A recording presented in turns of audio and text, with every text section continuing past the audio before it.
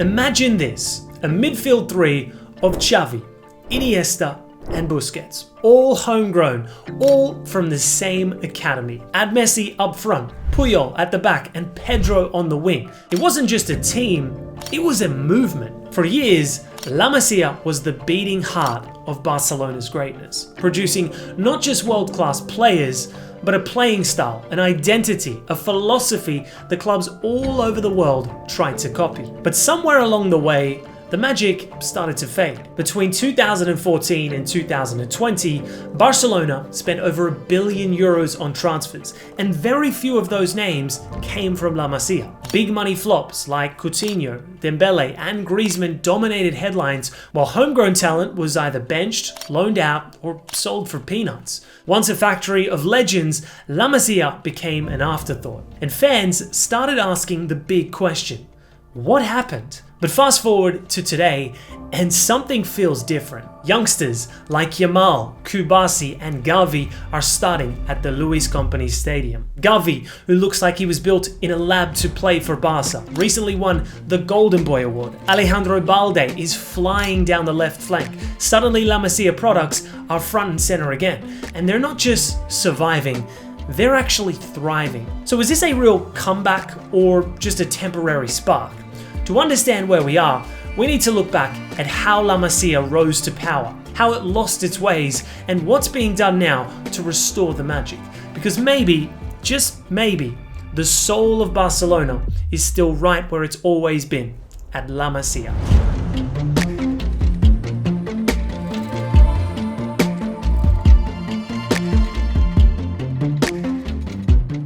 To understand what La Masia meant to Barcelona and world football, we have to go back to the early 2000s. While many clubs were chasing expensive superstars, Barcelona was quietly nurturing something far more powerful: a footballing philosophy rooted in youth, simplicity and intelligence. At the center of this revolution was La Masia, a humble farmhouse turned academy which became a symbol of Barcelona's commitment to producing players who not only understood the game, but understood how Barcelona played it. And when that golden generation matured, it didn't just change the club, it changed football forever. We're talking about Xavi, Iniesta, Busquets, Puyol, Piqué, Pedro, Victor Valdez, and of course, Lionel Messi. All of them were homegrown.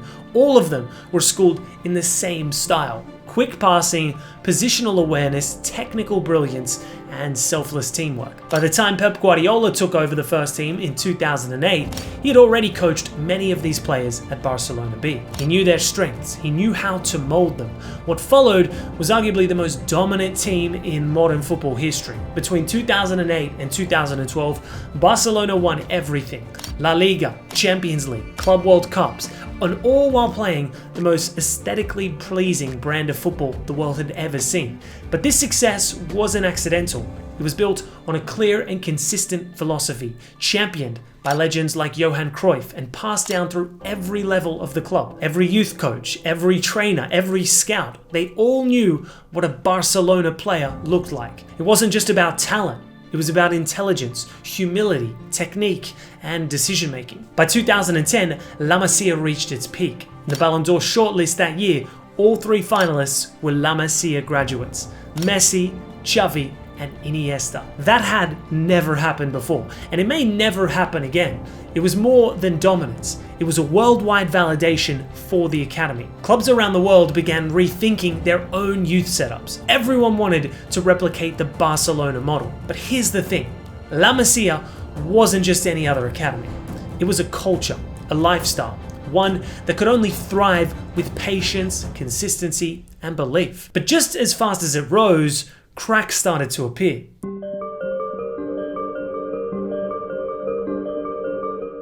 The departures of Guardiola and key figures in the club's sporting hierarchy left a leadership vacuum. The board began to focus more on immediate results and less on long-term vision. Transfers became splashy, spending became reckless, and somewhere along the line, The pipeline from La Masia to the first team started to dry up. Talented youngsters like Thiago were sold instead of being developed with patience. Others like Sergi Samper and Boyan were overhyped, overused, and then discarded. New managers arrived with different philosophies, preferring physicality over technique and experience over youth. And slowly but surely, La Masia became a shell of what it once was. The sad part? The talent never stopped coming. Players like Grimaldo, Dani Olmo, Adama Traore and Mauro Icardi were all developed at La Masia and ended up building successful careers elsewhere. Meanwhile, Barca's first team became a revolving door of expensive signings, often with little regard for how they fit into the club's DNA. The football became less fluid and less joyful.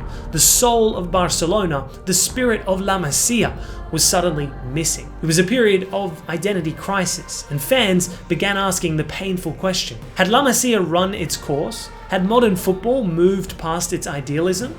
But behind the scenes, changes were brewing. Juan Laporta's return as president in 2021 marked the beginning of a shift. The club was in a financial crisis, yes, but that forced them to look inward again, to return to their roots, to trust their youth. Suddenly, names like Gavi, Nico Gonzalez and Balde were getting minutes. Ansu Fati had already broken into the first team and was seen as the next big star.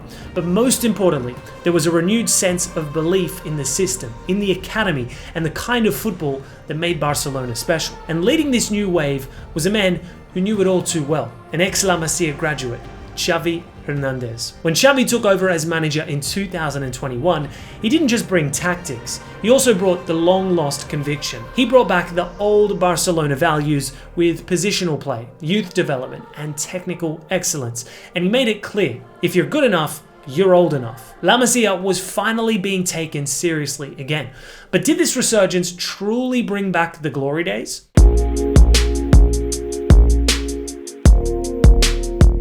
After years of watching La Masia's influence fade, something had shifted in recent times. It's subtle, but it's there, and it's powerful. You only need to watch a Barcelona game now and listen to the commentators, and you'll start hearing familiar phrases again.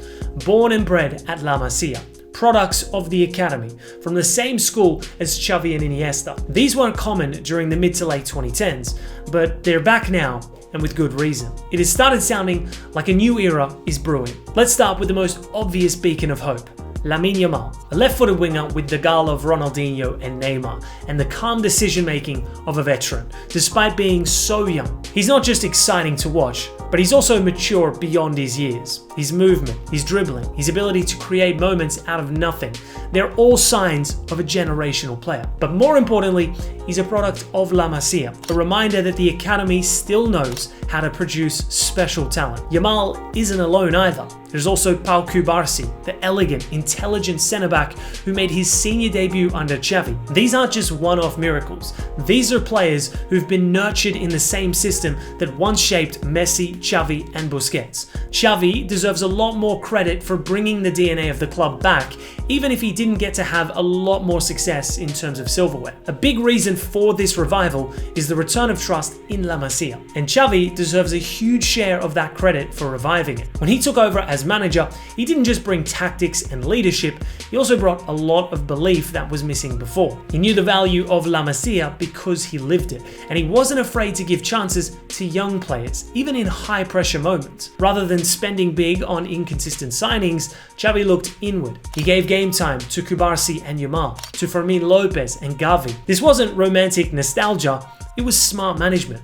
These kids weren't just sentimental picks, because clearly they delivered on the pitch. Under his leadership, the philosophy of possession football returned. The midfield became more technical, the passing crisper, and slowly, the players being promoted from La Masia actually fit into the first team again. They weren't being asked to play a style they'd never trained for. Gavi has become a regular for both Barcelona and Spain. What stands out most is his intensity. He plays every game like it's a Champions League final. Recently turned 20, he's already seen as a future captain. Then there's Alejandro Balde, the lightning-quick left-back who's made Jordi Alba's departure look less painful than expected. He may not have the same level of end product yet, but his ability to recover defensively and push forward in transitions is rare for someone so young. Together, Gavi, Balde, Yamal, Cubarsí, and a lot of others represent not just a talented generation, but the kind of generation that can build a new foundation, one that can restore what was lost. But to rebuild its magic, La Masia has also had to evolve. Barcelona has revamped their youth structure in recent years to reflect the changing nature of the modern game. The academy now puts more emphasis on physical development, tactical flexibility, and versatility. It's not just about tiki-taka anymore. The modern La Masia player is obviously still very technically sound, but they're also athletic, disciplined, and able to adapt. Barcelona B is now a more functional bridge between youth and senior football. There's a clearer strategy in place, one that's designed to protect and promote the club's identity. And crucially, the club isn't letting young talent walk out of the door as easily as before. They've tied down stars like Gavi and Balde to long-term contracts. The message is simple: we believe in you and we need you. Now we must ask the question, is La Masia truly back? Or are we being too optimistic too early? Because while the talent is clear, the landscape has changed. Other clubs have learned from Barcelona's old model. Barcelona also faces more pressure now than in their glory years. Financial issues, boardroom chaos, and rising expectations from fans and media mean that there's less patience for young players to develop. The club must walk a fine line between trusting youth and demanding results. And to do that, they need a structure that backs the coach, supports the players, and protects the club's long-term vision. Whether the new board and management can stay committed to that is a different question.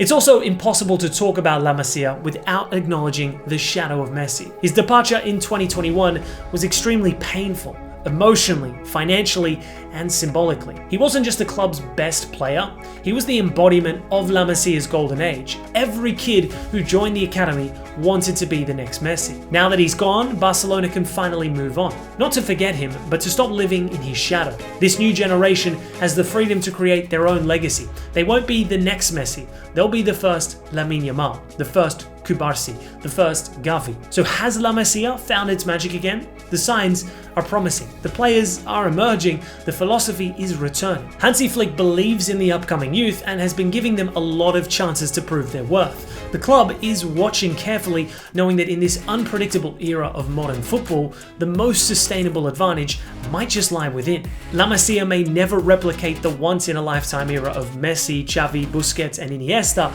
and that's okay. Greatness doesn't need to be repeated to be remembered. But if Barcelona stays the course, believes in its roots, and nurtures this new wave of talent, they might just find themselves on the brink of something special once again. Not a revival, but a rebirth. What do you think? Is La Masia finally back to its best? Let us know below.